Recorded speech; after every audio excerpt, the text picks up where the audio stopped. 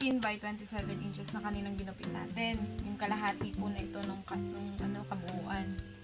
Bali, pinagpatong ko lang po yan, tapos ginupitan dito sa gilid para pantay po. Para magpantay po silang dalawa.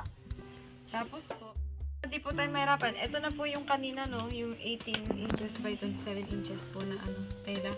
Ayan po yan siya. Tapos, tinupi ko lang po. Ayan. Para sa chaleco. Para po, hindi po ako mahirapan. Gumawa po ako ng polo shirt sa kapatid po niya. Kasi maliit lang naman po yung gagawin. Hindi naman po kalakihan. Pang chaleco lang naman po. Bali,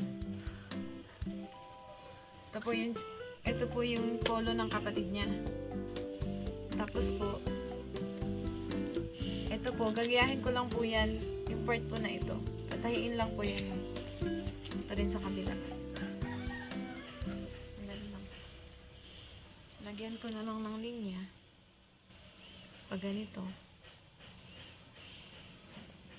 Kasi kasya naman to sa kanya kahit pa paano, kahit na medyo malaki. Walang kulay. Wala kasi tayong mga gamit. DIY lang po ito. Budget price lang. Sa kabila. And then, lagyan natin siya ng linya. Ganyan. Tapos tatahiin ko po to. Yung linya na yan pag ganyan, pababa. Tatahiin ko muna yan. Okay, mamaya na po. Go! Bale, ito po. Pinahing kamay ko lang. Nakatalikod siya kasi syempre para hindi kita yung tahi. Yan. Tapos, gupitin ko na lang to. Ano na kayo sama, ha? Kabilaan. Ito na sa gilid para po ma-fold siya, no? Ayan. Sa kabila pa.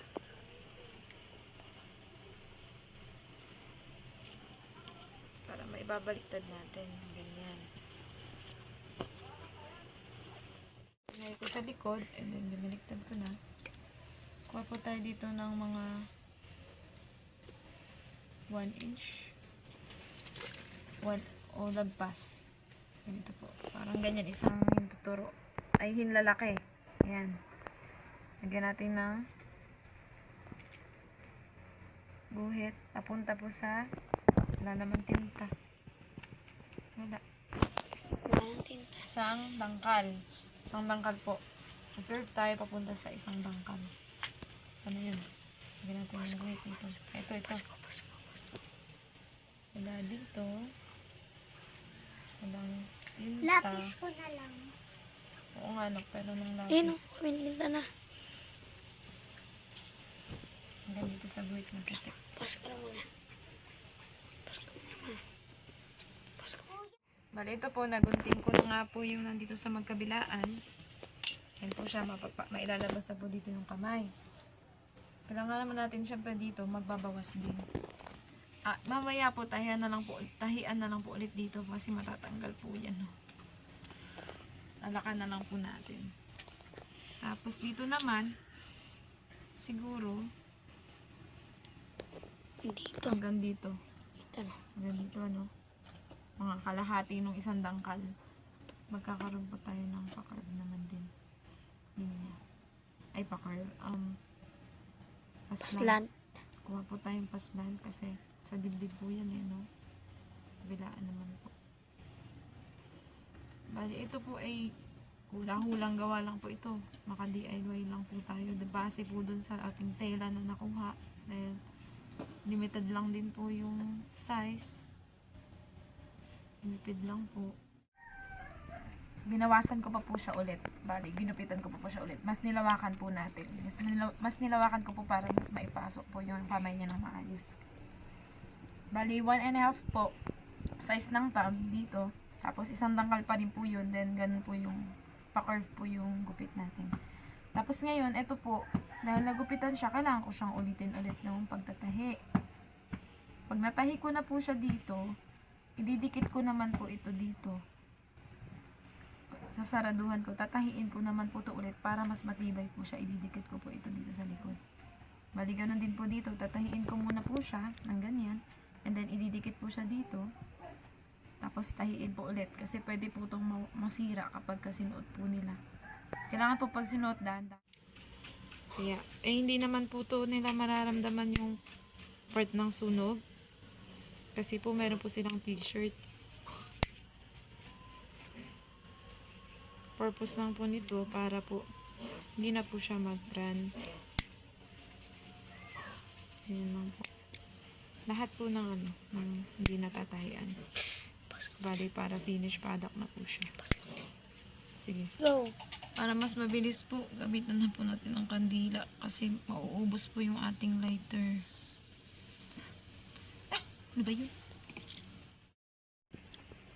Sa mga kailangan pong sunugan para hindi po magtuloy-tuloy yung sunog, gupitin po natin yung mga masyadong malalaki na ano po. Ayan, no? Kasi yan, pag ganyan po, dire-diretso po yung sunog niya. Tapos mabilisang daan lang po siya. Mabilisang daan lang po siya sa init. Ayan. Nakat ko na po yung 7 inches para sa tali sa ulo. Bali, balik na rin natin.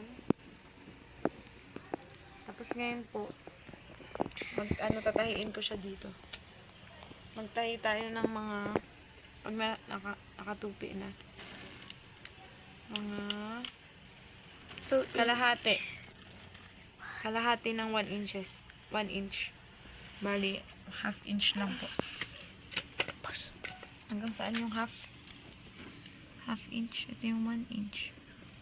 Tama, dito. Hanggang sa linya na ito. Ayan. Sige. Ito po yung sa pang-ulo, no? Kanina po yung pinakita ko po siya. Ayun po yung nakabaliktad pa siya. Ayan po, tinahi ko yung half inch po. Ayan, tinahi ko siya sa likod. Pagkatapos nun, nung natahi ko na siya, binaliktad ko na. Di nakalabas na po itong kanyang print. Tapos po, sinukat ko po sa ulo ni Jeram. Hanggang dito po siya tatahi. Na po, yung finished product ng vest, tapos yung Headdress. headdress po. Chaleco tsaka headdress. Ayan. Ayan. So, ngayon po gagawin naman po tayo Magawa tayo ng ng bahag. bahag na may belt. Product ng chaleco, tapos headdress. Ito po yun. Gagawa naman po tayo ng Bahag. okay. Magbabawas po tayo ng 3 inches para po to sa belt. 3 inches. Bali hanggang dito po yan, no? Huwag. Yung maiiwan po, 3 inches po yung 3 inches po yung tatanggalin natin. Ang maiiwan po dito, ito na po yung pangbahag. Bali hanggang dito. Ayan po yung magiging pambahag. Hahatiin po to sa gitna, dalawa. Harap. Tanggal po tayo mga ganito po. Mga 1 cm po. 1 cm. Ayan. 1 cm. Magbabawas po tayo ng 1 cm dito po to. Tatahiin po natin, tapos saka po ibabaliktad para mailabas po yung sinturon. Sige. Nakatalikod siya, nakabaliktad, tinupi ko, binawasan ko ng 1 cm, dun ko tinahi, and then binaliktad ko na po, ito na po yung kinalabasan niya. Ayan. Bali, akala ko po kanina, bitin sa baywang ni Jeram, kaya po, balak ko, lagyan ko po nitong garter. Pagkabitin po sa baywang, pwede nyo pong lagdagan ng garter o kaya po tela, para po kumasya po siya. Ngayon po, nung sinukat ko na po, sakto lang po pala. May allowance pa kaunti kasi po sa kanya, sa bewang po niya, sa medyo baba po, no? Ayan po. Bali, hanggang dito na po siya. Kaya pong naisip ko po, lalagyan ko na lang po nito. Hook and eye po. Ayan. Matahian ko na. Hindi naman po talagang saktuhan yung mga sukatan natin. Almost 8 inches po. Ito na po yung para sa bahag. Ngayon, ito po yung sinturon. Hatiin pa rin ito sa gitna para po sa dalawang bahag, sa harapan at sa likod. Gugupitin po ito. Saka na po ilalapat doon sa harap at sa likod. Pasok muna. Pasok muna. Sige. Ayusin natin.